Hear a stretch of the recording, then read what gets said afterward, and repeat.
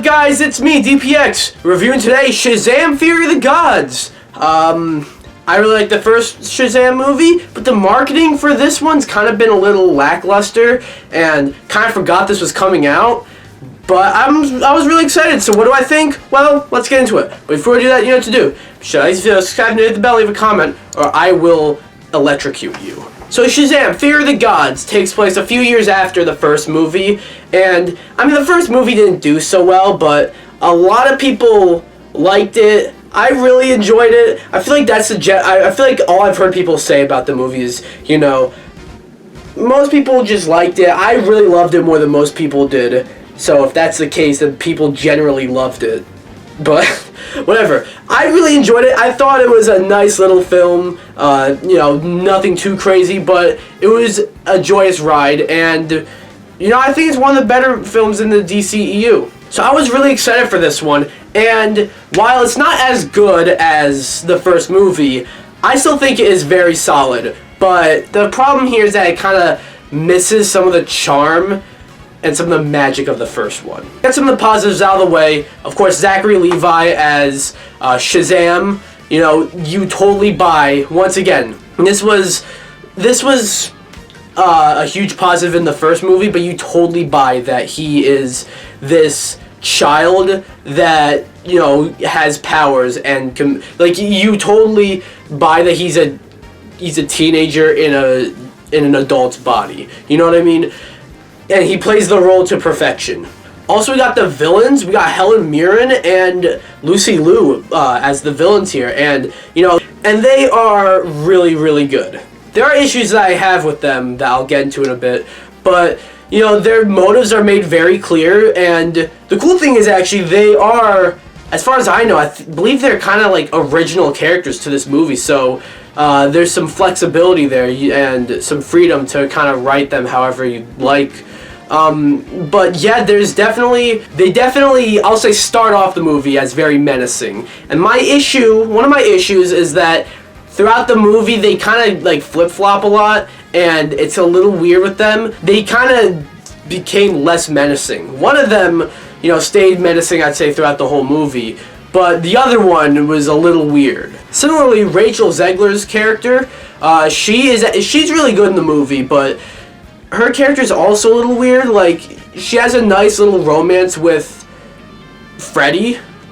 I forget the actor's name, but with Freddy. And I actually really like that part because, you know, they have good chemistry and yeah, it totally works. But her character too flip-flops a lot. It's really weird. And this movie also has a lot of the stuff about the family in the first movie, but again, kind of half-baked.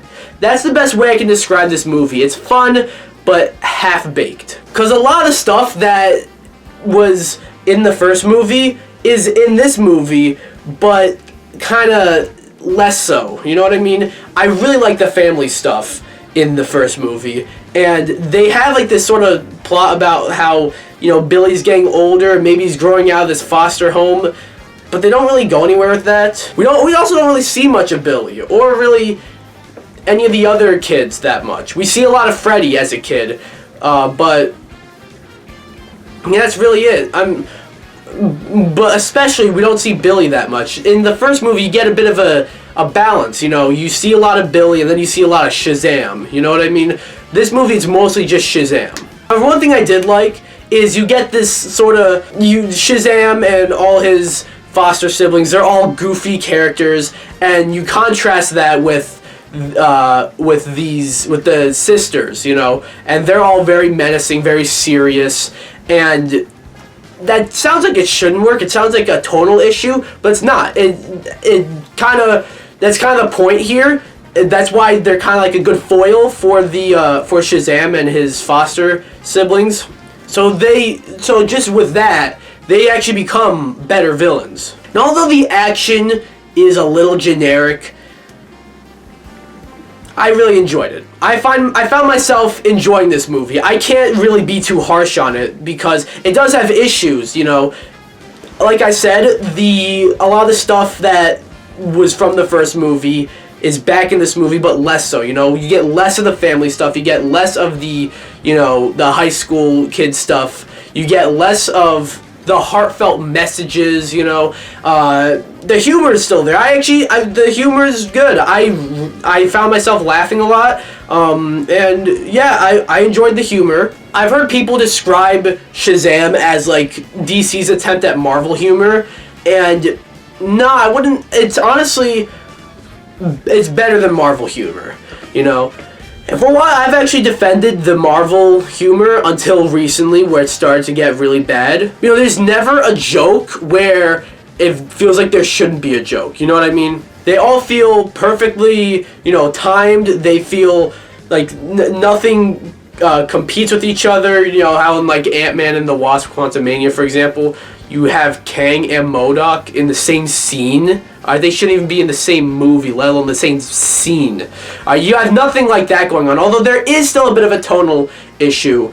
I know I just said that's not in the movie, but you do have a bit. One of my bigger issues with the first movie was that, you know, it's this overall pretty goofy movie, but then you have aliens eating people's faces off, you know? That kind of tonal issue. Some of that's back in this, although less so. And I know this is like the third time I'm saying this, but that's the best way I can describe this movie. The first one, but less so. I will say the villain, you know, the sisters, they're better than Dr. Savannah, and I like Dr. Savannah. So, you know, and I'd say the sisters are better than that. And this movie is overall really good. I'm not sure if I can call it great, but I had a really fun time watching it. I've seen some mixed reviews. I don't think it's as bad as some people will tell you, because I actually recommend you see this movie, if this is your thing, you know. I've heard many people say, like, if you're sick of, you know, comic book movies, you can maybe skip this one.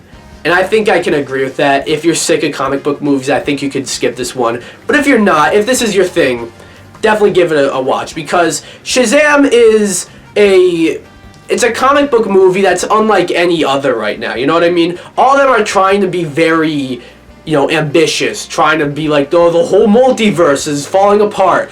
And this is just about a kid who gets superpowers and becomes an adult with the superpowers, and we kind of see it from that perspective. And yeah, the threat in this is kind of like, the fate of the world is in your hands, you know, shit like that, but it feels a lot smaller scale, which is not a bad thing. It is somewhat refreshing to just see, like, superheroes just saving people, you know, just saving normal civilians from, like, falling bridges and stuff like that. Like, since Marvel kind of, like, really changed the comic book genre, you know, since, like, all the Avengers films, it feels like every comic book movie is just about fucking saving the universe. This is just about saving Philly, which, you know, having a smaller, more generic, albeit, movie actually works in its favor, I feel. Overall, I'm going to give Shazam! Fury of the Gods an 8 out of 10. You know, it might not be as good as the first one, and I did list a bunch of issues, but it's a fun time at the movies. But yeah, that's my thoughts on Shazam! Fury of the Gods.